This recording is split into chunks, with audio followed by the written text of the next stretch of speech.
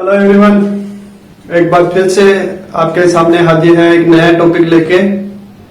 और आज जो है वो हमें फ्यूचर टेंस का जो है वो काम तमाम करना है। तो वीडियो को शुरू करने से पहले आप जो है वो सब्सक्राइब कर लीजिए, शेयर कीजिए और लाइक तो करना ही, ठीक है।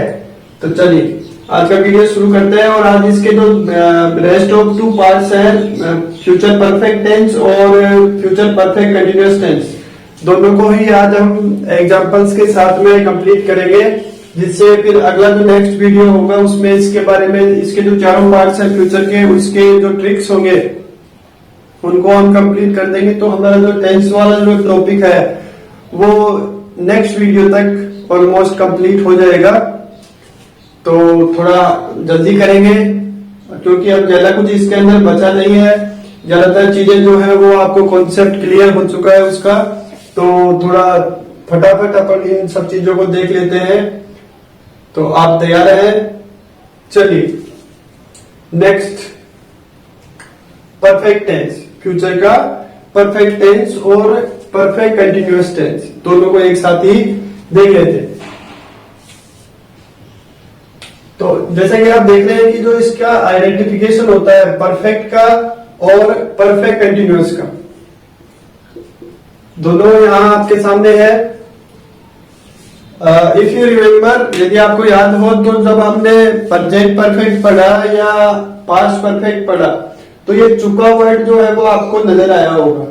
डिफरेंस क्या है? बस इसका है, ठीक है। और उसके साथ साथ जो फ्यूचर का परफेक्ट होता है उसके अंदर फ्यूचर का कोई भी टाइम दिया हुआ होता है लेकिन उसमें से नहीं होता। हिंदी का जो सेंटेंस होता है उसमें फ्यूचर का टाइम तो होता है लेकिन उसके बाद में से नहीं होता। इसके आइडेंटिफिकेशन को देखें तो इसके अंदर ये जो आपको रहा, रही और रहे दिख रहे हैं, ये प्रेजेंट परफेक्ट कंटिन्यूअस में भी थे, पास्ट परफेक्ट कंटिन्यूअस में भी थे, लेकिन अंतर होगा, होगी या होगे का है, ठीक है।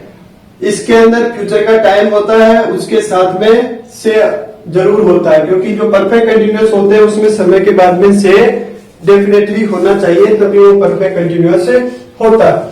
अब आप देख रहे हैं कि इसमें भी फ्यूचर का टाइम है, उसमें भी फ्यूचर का टाइम है। अब इसमें जो फ्यूचर का टाइम है उसके साथ तो अपन जो से वर्ड है इसका मीनिंग देने के लिए अपन सिंस या फॉर का यूज कर लेते हैं, या अपने प्रेजेंट परफेक्ट कंटिन्यूअस और पास्ट परफेक्ट कंटिन्यूअस में देखा। लेकिन इसका जो समय है उसके साथ में हम कौन से वर्ड का यूज करेंगे? तो उसके लिए आपके पास में या तो बाई है, ठीक है, या फिर वैसे आप बाई को ही याद रखिए, by the end of, end of, ये दूसरा वर्ड है जिसका हम समय से पहले यूज करेंगे, आइदर बाई और बाई द एंड ऑफ, ठीक है। तो ये दोनों के लिए जो समय दे रखा है फ्यूचर का, दोनों में परफेक्ट में और परफेक्ट कंटिन्यूअस में, उसमें अपन जो वर्ड समय से पहले यूज करेंगे इंग्लिश वाले सेंटेंस में वो है परफेक्ट कंटिन्यूअस में अपन यूज करेंगे सिंस या फॉर, और जो परफेक्ट होगा, ओनली परफेक्ट जो होगा फ्यूचर का, उसके अंदर समय से पहले अपन या तो बाई लगाएंगे या फिर बाई द एंड ऑफ। ये तो हो गए हमारे वो समय से पहले जो हमें वर्ड लगाना है उसके बारे में। रूल्स क्या होंगे इसके, जो जिन रूल्स को अपन इसके अंदर फॉलो करेंगे वो, तो एक बार मैं इधर इनको एक्सप्लेन कर देता हूँ रूल्स को, उसके बाद में अपन स्ट्रक्चर्स की तरफ चलेंगे। तो एक अफर्मेटिव सेंटेंस जो होता है वो दोनों में अपन सेम एक साथ उसका स्ट्रक्चर लिखेंगे, नेगेटिव का भी एक साथ लिखेंगे, इंट्रोगेटिव का एक साथ लिखेंगे और इंट्रोगेटिव नेगेटिव का भी एक साथ लिखेंगे। अब पहले रूल्स अपन एक्सप्लेन कर रहे हैं तो आप जो है वो थोड़ा सा अपना पार्टिसिपेशन बनाए रखिए। जो परफेक्ट होता है, जो परफेक्ट टेंस होता है, चाहे वो प्रेजेंट का हो, पास्ट का हो या फिर फ्यूचर का हो, उसमें हमने पहले देखा था कि हम हमेशा ही वर्ब की थर्ड फॉर्म का यूज करते हैं। टेंस कोई सा भी हो, फ्यूचर हो, प्रेजेंट हो, पास्ट हो, परफेक्ट टेंस जो होता है उसमें मेन वर्ब की कौन सी फॉर्म काम में आती है? थर्ड फॉर्म काम में आती है। तो एक रूल तो परफेक्ट के लिए ये हो गया। दूसरा, इसमें जो हेल्पिंग वर्ब होती है वो फ्यूचर टेंस के अंदर कॉमन हेल्पिंग वर्ब है सभी पार्ट्स के लिए, शैल और विल। तो ये हो गई है हमारी हेल्पिंग वर्ब सभी पार्ट्स के लिए। फ्यूचर सिंपल में ओनली ये सिंपल फ्यूचर के लिए केवल ये हेल्पिंग वर्ब, फिर इसके साथ में यदि इसको जोड़ते हैं तो ये हो जाती है कंटिन्यूअस की, इसके साथ में यदि इसको जोड़ेंगे तो ये होगी परफेक्ट की, और यदि इन तीनों को एक साथ अपन ऐड करेंगे तो ये हो जाती है परफेक्ट कंटिन्यूअस की। तो ये हेल्पिंग वर्ब हो गई। मैन वर्ब परफेक्ट के अंदर किसी भी टेंस का परफेक्ट हो अपन यूज करते हैं मैन वर्ब की थर्ड फॉर्म, तो इसमें कोई कंफ्यूजन है नहीं। और क्योंकि परफेक्ट कंटिन्यूअस के अंदर मैन वर्ब जो होती है वो वर्ब में आईएनजी फॉर्म होता है, वो इसमें भी रहेगा, तो मैन वर्ब हो गई है वर्ब में आईएनजी किसमें? फ्यूचर परफेक्ट कंटिन्यूअस में। फ्यूचर परफेक्ट में वर्ब की थर्ड फॉर्म और परफेक्ट कंटिन्यूअस में आईएनजी फॉर्म। अब चलिए जो हेल्पिंग वर्ब है उनको कौन से सब्जेक्ट के साथ में कौन सी हेल्पिंग वर्ब यूज होगी, तो उसके लिए हम पहले ही पढ़ चुके हैं, क्योंकि हेल्पिंग वर्ब सेम ही चली आ रही है। तो इस साइड में लिख देता हूं मैं। सेल का यूज अपन आई और वी के साथ में, और विल का यूज जो है वो सारे जो अदर सब्जेक्ट बच गए उन सभी के साथ में यूज करते हैं। ठीक है, तो सेल हेल्पिंग वर्ब का यूज अपन आई और वी के साथ में करेंगे, और विल का यूज अपन बाकी सभी सब्जेक्ट के साथ में करेंगे। तो एक बार आप जो है वो सभी मेरे साथ साथ बोलिए। इसका जो आइडेंटिफिकेशन है वो आपके सामने लिखा हुआ है, चुका होगा, चुकी होगी, चुका होगा, उसके साथ में फ्यूचर का टाइम और से जो है वो उस सेंटेंस में नहीं होगा।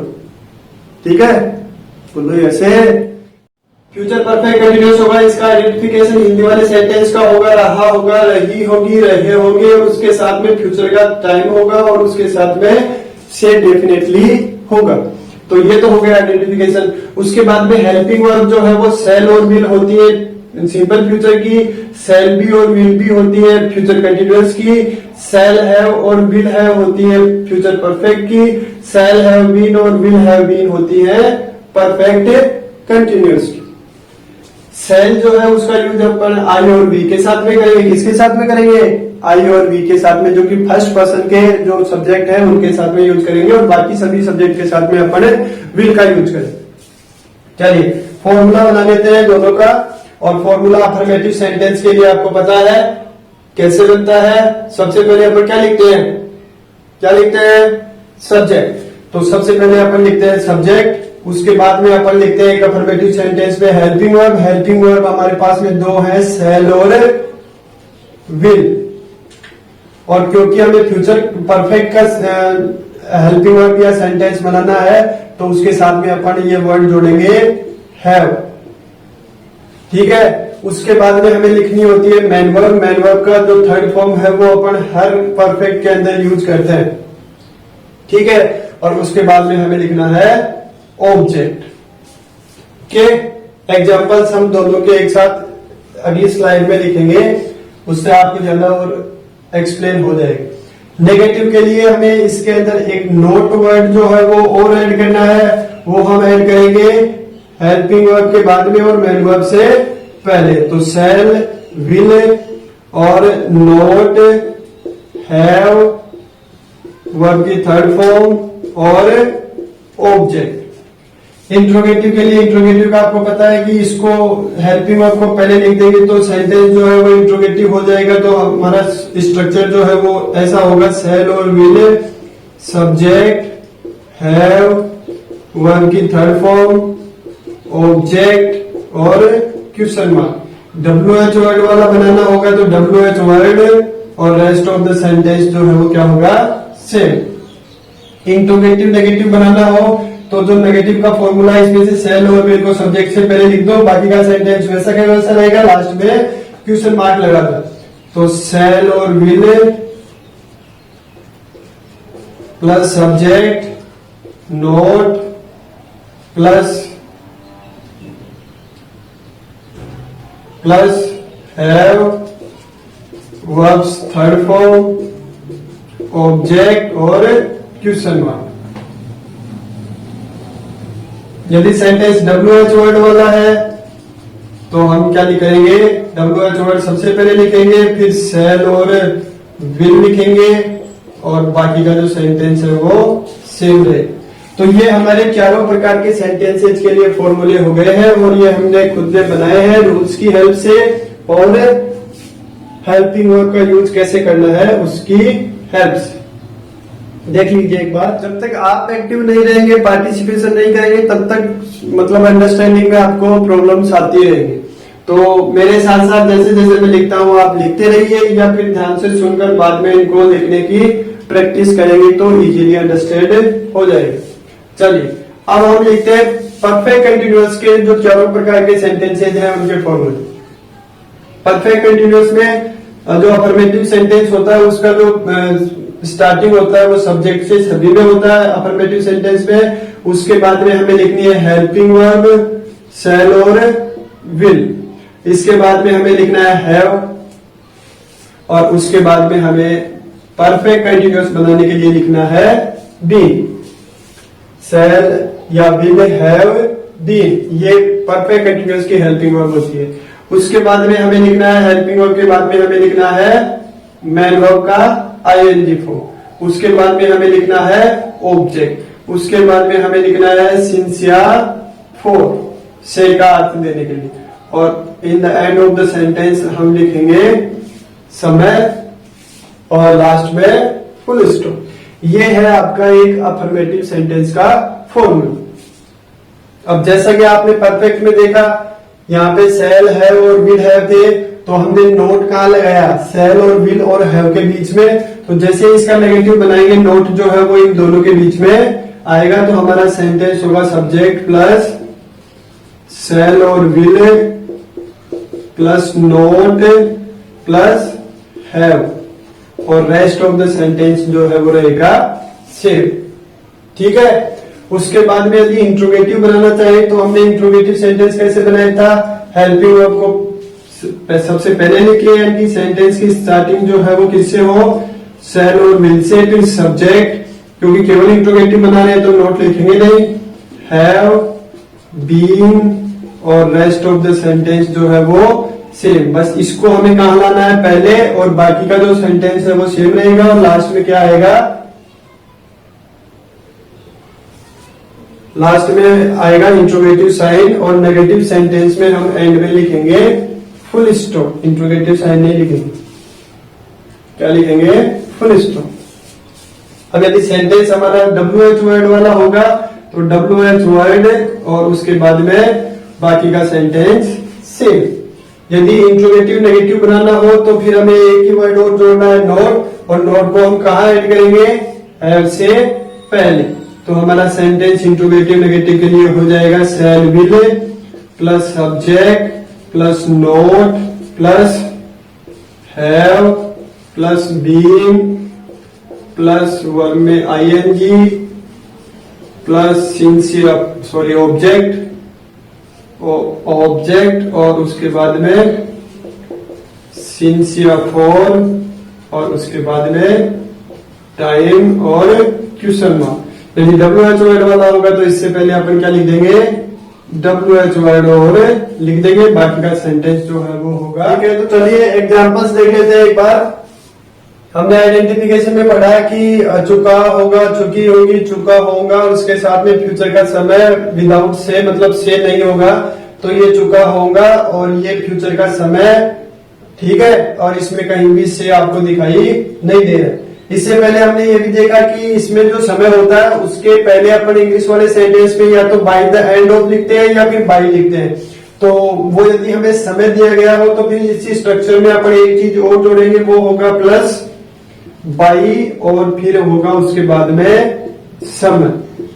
बाय द एंड ऑफ भी जोड़ सकते हैं, या फिर केवल बाई से भी अपन उस सेंटेंस को कंप्लीट कर सकते हैं। तो हमारा जो अभी स्ट्रक्चर है वो इस सेंटेंस के लिए बिल्कुल कंप्लीट हो गया। चलिए आगे चलते हैं।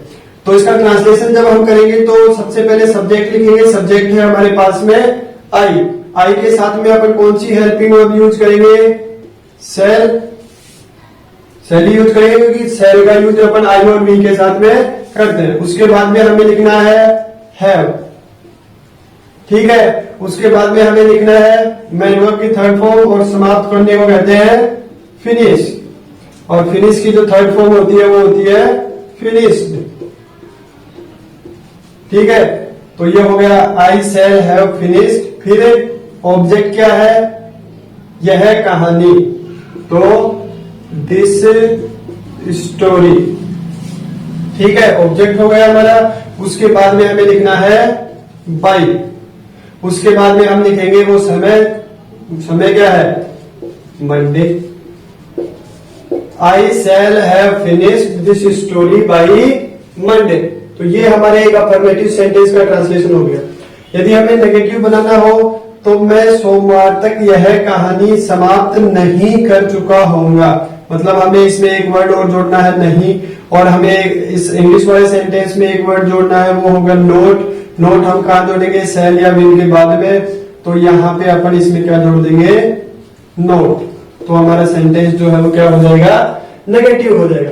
इंट्रोगेटिव यदि इसी को बनाना हो तो फिर अपन इस शैल को क्या लिख देंगे, सब्जेक्ट से पहले लिख देंगे। यदि WH वर्ड वाला होगा तो वो शैल से भी पहले उस WH वर्ड को लिख देंगे। जैसे क्या, मैं सोमवार तक यह कहानी समाप्त कर चुका होऊंगा। तो ये हो गया हमारा इंट्रोगेटिव सेंटेंस। तो फिर हम यहां से इसको रिमूव करेंगे,